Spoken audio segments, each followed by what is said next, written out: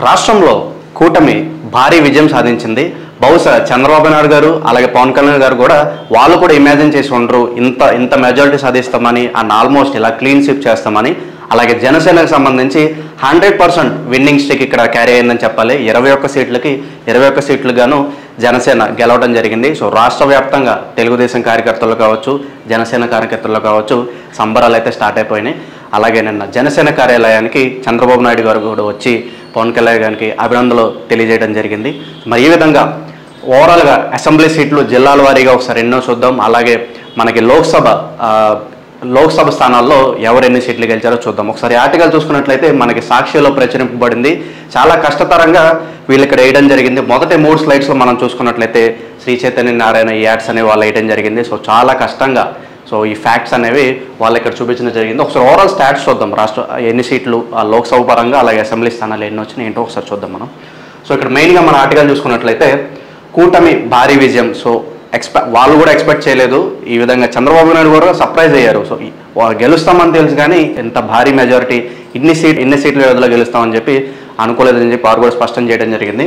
మరి ఇక్కడ 164 సీట్లలో టీడీపీ, బీజేపీ, జనసేన అభ్యర్థులు విజయం సాధించడం జరిగింది. సో ఈ అలయన్స్ ఏదైతే ఫామ్ చేశారో ఇది సూపర్ హిట్ అని చెప్పుకోవచ్చు. మరి ఈ విధంగా ఒకసారి ఎమ్మెల్యే సీట్స్ చూద్దాం. సో టీడీపీకి ఇక్కడ 135 సీట్లు రావడం జరిగింది. అలాగే మనకి జనసేన 21 సీట్లు. So winning percentage 100%. 21 చోట్ల పోటీ చేస్తే 21 చోట్ల గెలవడం జరిగింది. మనకి అలాగే బీజేపీ 8 సీట్లు, సర్ప్రైజింగ్గా 8 సీట్లలో గెలిచారు బీజేపీ. అండ్ అలాగే వైఎస్ఆర్సీపీ కేవలం 11 సీట్లకు మాత్రమే ఈసారి పరిమితం అవడం అనేది జరిగింది. ఒకసారి మనం జిల్లాల వారీగా చూద్దాం సీట్లు ఎన్ని వచ్చినాయి అనేది. ముందుగా మనకి శ్రీకాకుళం 10 సీట్లు వచ్చాయి. మన కూటమి 10 సీట్లు వచ్చాయి. వైఎస్ఆర్సీపీకి రాలేదు, అకౌంట్ ఓపెన్ చేయలేదు ఇక్కడ. అలాగే విజయనగరం 9 సీట్లు వచ్చినాయి.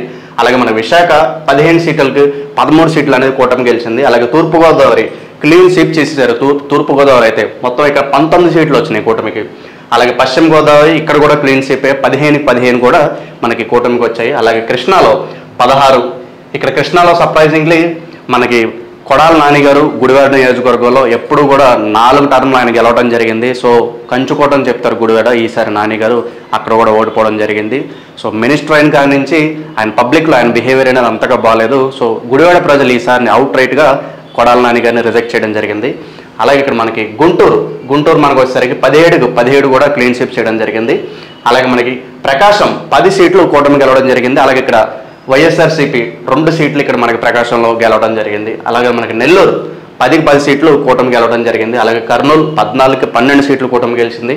అలాగే అనంతపురం 14 సీట్లు కూడా గెలవడం జరిగింది. అలాగే కడప 10 స్థానాల్లో పోటీ చేస్తే 7 స్థానాల్లో ఇక్కడ మన కూటమి గెలిచింది. అలాగే చిత్తూరు 12 సీట్లలో గెలిచింది. ఇక్కడ చిత్తూరులో మనకి వైఎస్ఆర్సీపీ 2 సీట్లు గెలిచింది.